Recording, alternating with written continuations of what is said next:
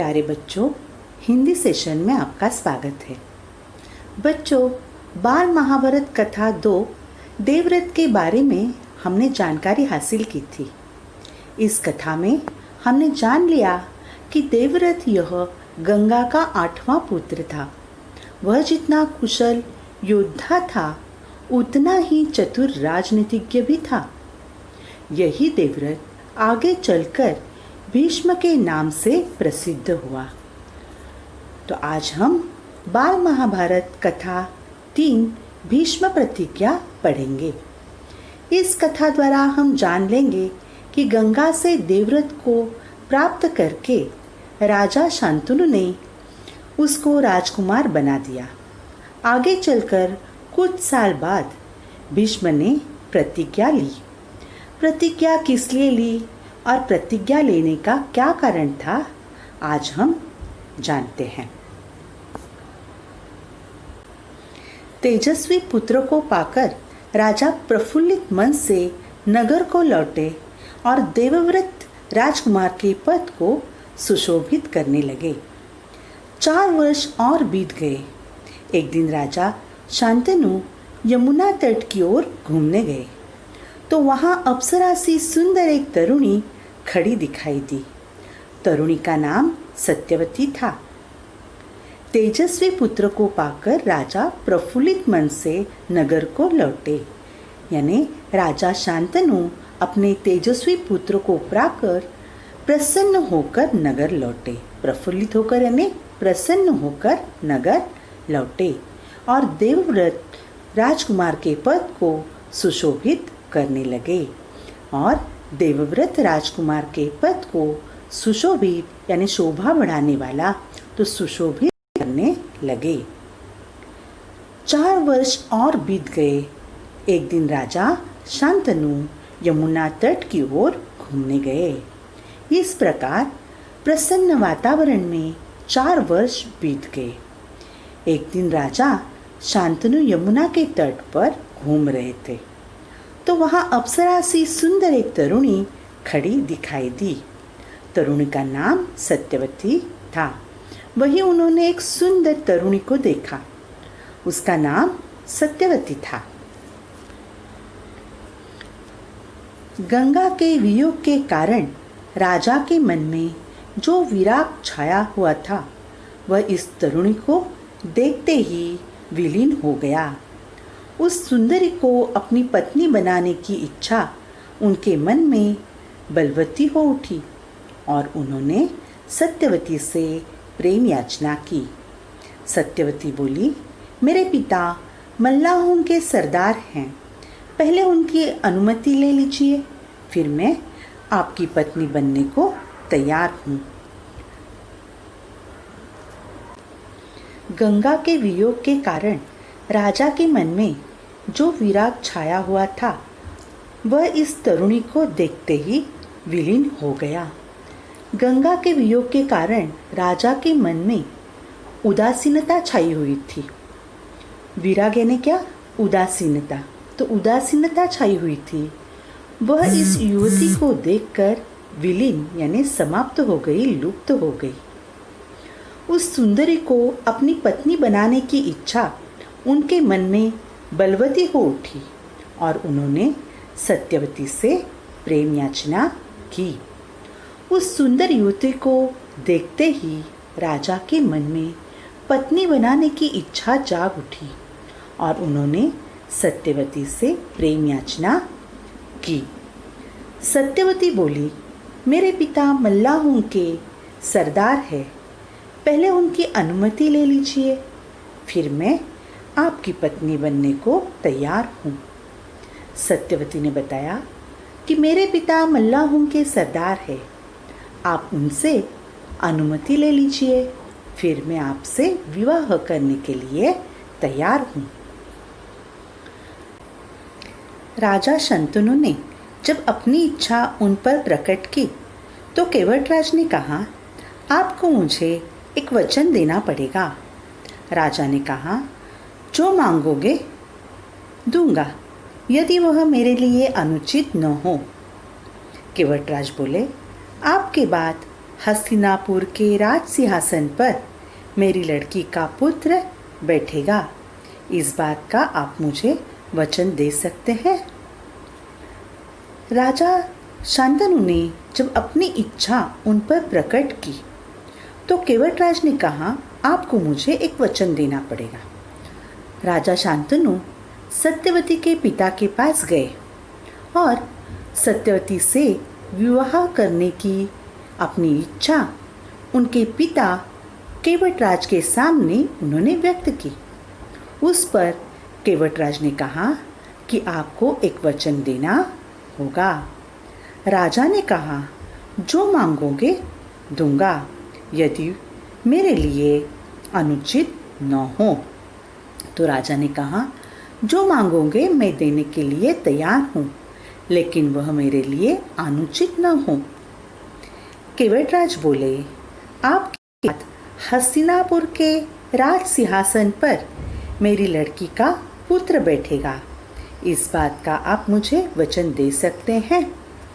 तो केवटराज बोले कि अपने बाद या आपके बाद हस्तिनापुर का राजा सत्यवती का पुत्र होगा और वह राज सिंहासन पर बैठेगा। यह वचन आप मुझे दे सकते हो? केवटराज की शर्त राजा शंतनु को नागवार लगी। गंगासूत को छोड़कर अन्य किसी को राजगद्दी पर बैठाने की कल्पना तक उनसे न हो सकी। निराश और उद्विग्न मन से वह नगर की ओर लौट आए। किसी से कुछ कह भी न सके, पर चिंता उनके मन को कीड़े की तरह कुतर कुतर कर खाने लगी। केवटराज की शर्त राजा शांतनु को नागवार लगी। गंगासूत को छोड़कर अन्य किसी को राजगद्दी पर बैठाने की कल्पना तक उनसे न हो सकी। केवटराज की यह शर्त शांतनु को अच्छी नहीं लगी। वे गंगापुत्र देवव्रत के अतिरिक्त अन्य किसी को सिंहासन देने की बात सोच भी नहीं सकते थे। निराश और उद्विग्न मन से वह नगर की ओर लौट आए। किसी से कुछ कह भी नहीं सके, पर चिंता उनके मन को कीड़े की तरह कुतर कुतर कर खाने लगी। निराश होकर बेचैन से यानी उद्विग्न यानी बेचैन से वे नगर की ओर लौट आए। उनकी व्यथा और चिंता उन्हें मन ही मन सताने लगी। देवव्रत ने देखा कि उसके पिता के मन में कोई न कोई व्यथा समाई हुई है। एक दिन उसने शांतनु से पूछा, पिताजी, संसार का कोई भी सुख ऐसा नहीं है जो आपको प्राप्त न हो, फिर भी इधर कुछ दिनों से आप दुखी दिखाई दे रहे हैं। आपको किस बात की चिंता है? देवव्रत ने देखा कि उसके पिता के मन में कोई न कोई व्यथा समाई हुई है। एक दिन उसने शांतनु से पूछा, पिताजी, संसार का कोई भी सुख ऐसा नहीं है जो आपको प्राप्त न हो। अपने पिता की व्यथा को देखकर देवव्रत ने पिता शांतनु से पूछा कि पिताजी, इस दुनिया में ऐसा कोई सुख नहीं है जो आपको प्राप्त न होगा, फिर भी इधर कुछ दिनों से आप दुखी दिखाई दे रहे हैं। आपको किस बात की चिंता है? तो आप कुछ दिनों से दुखी लग रहे हो, आपको किस बात की चिंता है? यद्यपि शांतनु ने गोलमोल बातें बताई, फिर भी कुशाग्र बुद्धि देवव्रत को बात समझते देर न लगी। उन्होंने राजा के सारथी से पूछताछ करके उस दिन केवटराज से यमुना नदी के किनारे जो कुछ बातें हुई थी उनका पता लगा लिया। पिताजी के मन की व्यथा जानकर देवव्रत सीधे केवटराज के पास गए और उनसे कहा कि वह अपनी पुत्री सत्यवती का विवाह महाराज शांतनु से कर दे। यद्यपि शांतनु ने गोलमोल बातें बताई, फिर भी कुशाग्र बुद्धि देवव्रत को बात समझ में देर न लगी। देवव्रत ने पिता के दुख का कारण पूछा तो राजा ने गोलमोल बातें बताई, परंतु कुशाग्र बुद्धि के देवव्रत को बात समझ देर नहीं लगी। उन्होंने राजा के सारथी से पूछताछ करके उस दिन केवटराज से यमुना नदी के किनारे जो कुछ बातें हुई थी उनका पता लगा लिया। तो देवव्रत ने राजा के सारथी से जानकारी प्राप्त की।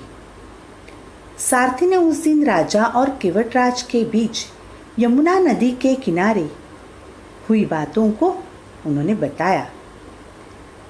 पिताजी के मन की व्यथा जानकर देवव्रत सीधे केवटराज के पास गए और उनसे कहा कि वह अपनी पुत्री सत्यवती का विवाह महाराज शांतनु से कर दे। अपने पिता के मन की व्यथा को जानकर देवव्रत केवटराज के पास गए और बोले, आप अपनी पुत्री का विवाह राजा शांतनु से कर दे। केवटराज ने वही शर्त दोहराई जो उन्होंने शांतनु के सामने रखी थी। देवव्रत ने कहा, यदि तुम्हारी आपत्ति का कारण यही है तो मैं वचन देता हूँ कि मैं राज्य का लोभ नहीं करूँगा।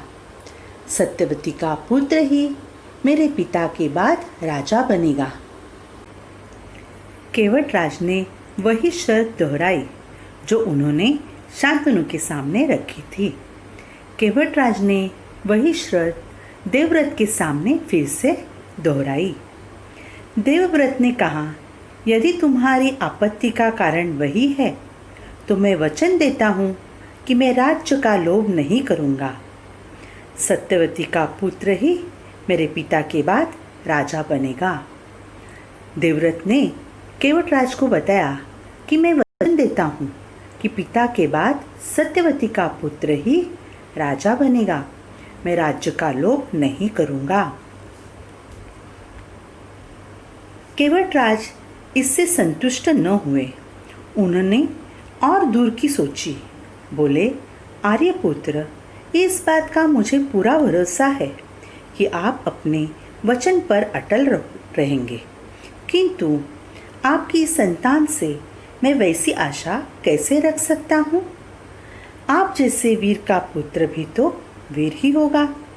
बहुत संभव है कि आप वह मेरे नाती से राज्य छीनने का प्रयत्न करें। इसके लिए आपके पास क्या उत्तर है? केवटराज इससे संतुष्ट न हुए।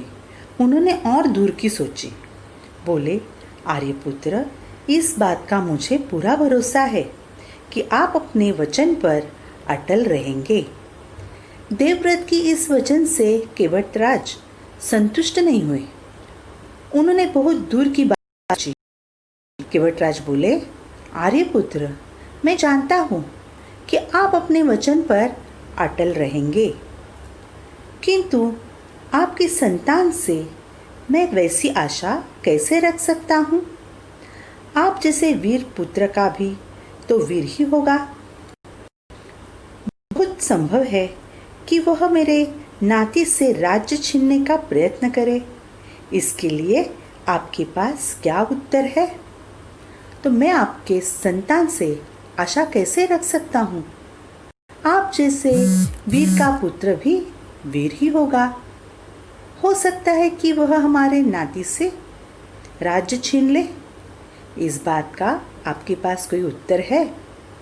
इसी तरह केवटराज ने देवव्रत से प्रश्न किया।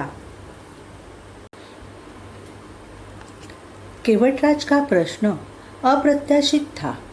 उसे संतुष्ट करने का यही अर्थ हो सकता था कि देवव्रत अपने भविष्य का भी बलिदान कर दे, किंतु पितृभक्त देवव्रत इससे जरा भी विचलित नहीं हुए।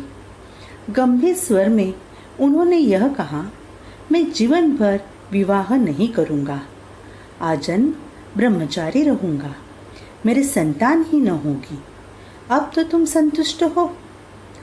तो केवटराज का प्रश्न अप्रत्याशित था, यानी केवटराज का प्रश्न असंभावित था। उसे संतुष्ट करने का यही अर्थ हो सकता था कि देवव्रत अपने भविष्य का भी बलिदान कर दे, किंतु पितृभक्त देवव्रत इससे विचलित नहीं हुए।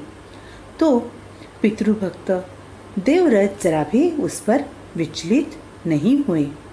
गंभीर स्वर में उन्होंने यह कहा, मैं जीवन भर विवाह नहीं करूँगा, आजन्म ब्रह्मचारी रहूँगा, मेरी संतान ही न होगी।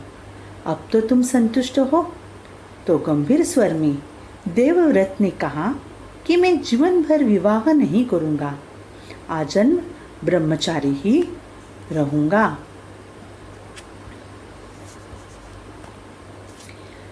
किसी को आशा न थी कि तरुण कुमार ऐसी कठोर प्रतिज्ञा करेंगे। देवव्रत ने भयंकर प्रतिज्ञा की थी, इसलिए उस दिन से उनका नाम ही भीष्म पड़ गया। केवटराज ने आनंद अपनी पुत्री को देवव्रत के साथ विदा किया। किसी को आशा न थी कि तरुण कुमार ऐसी कठोर प्रतिज्ञा करेंगे। किसी को भी आशा नहीं थी कि देवव्रत ऐसी कठोर प्रतिज्ञा करेंगे। देवव्रत ने भयंकर प्रतिज्ञा की थी, इसलिए उस दिन से उनका नाम ही भीष्म पड़ गया। और देवव्रत ने भयंकर प्रतिज्ञा की और इसलिए उनका नाम भीष्म पड़ गया। केवटराज ने सानंद अपनी पुत्री को देवव्रत के साथ विदा किया। केवटराज ने खुश होकर अपनी पुत्री को देवव्रत के साथ विदा कर दिया। सत्यवती से शांतनु के 2 पुत्र हुए, चित्रांगद और विचित्रवीर्य। शांतनु पर चित्रांगद हस्तिनापुर के सिंहासन पर बैठे और उनके युद्ध में मारे जाने पर विचित्रवीर्य की 2 रानियां थीं, अंबिका और अंबालिका। अंबिका के पुत्र थे अंबालिका के पांडु। धृतराष्ट्र के पुत्र कौरव कहलाए और पांडु के पांडव। सत्यवती से शांतनु के 2 पुत्र हुए, चित्रांगद और विचित्रवीर्य। सत्यवती से शांतनु के 2 पुत्र हुए, उनका नाम चित्रांगद और विचित्रवीर्य था। शांतनु के देहावसान पर चित्रांगद हस्तिनापुर के सिंहासन पर बैठे और उनके युद्ध में मारे जाने पर विचित्रवीर्य। शांतनु का देहांत होने पर चित्रांगद हस्तिनापुर के सिंहासन पर बैठ गए और वे जब युद्ध में मारे गए उसके बाद विचित्रवीर्य सिंहासन पर बैठे। विचित्रवीर्य की 2 रानियां थीं, अंबिका और अंबालिका। अंबिका के पुत्र थे धृतराष्ट्र और अंबालिका के पांडु। धृतराष्ट्र के पुत्र कौरव कहलाए और पांडु के पांडव। विचित्रवीर्य की 2 रानियां थीं, उनका नाम था अंबिका और अंबालिका। धृतराष्ट्र अंबिका के पुत्र थे और पांडु अंबालिका के। धृतराष्ट्र के पुत्र को आगे जाके कौरव कहा गया और पांडु के पुत्रों को पांडव कहलाया गया। महात्मा भीष्म शांतनु के बाद से कुरुक्षेत्र युद्ध का अंत होने तक उस विशाल सामान्य कुलनायक और पूज्य बने रहे। शांतनु के बाद कुरुवंश का क्रम यह रहा। महात्मा भीष्म शांतनु के बाद से कुरुक्षेत्र युद्ध का अंत होने तक उस विशाल राजवंश के सामान्य कुलनायक और पूज्य बने रहे। तो इस प्रकार कुरुक्षेत्र युद्ध का अंत होने तक भीष्म उस विशाल साम्राज्य के पूज्य बने रहे। शांतनु के बाद कुरुवंश का क्रम यह रहा। हस्तिनापुर के राजा शांतनु, उनकी 2 रानियां थी। एक थी गंगा और सत्यवती। गंगा से उन्हें देवव्रत यह पुत्र हुआ और सत्यवती से चित्रांगद वीर्य। विचित्र वीर्य की 2 रानियां थी, अंबिका और अंबालिका। अंबिका से धृतराष्ट्र पुत्र हुए और अंबालिका से पांडु। धृतराष्ट्र से कौरव पुत्र हुए और पांडु से। यही महाभारत की संपूर्ण वंशावली है।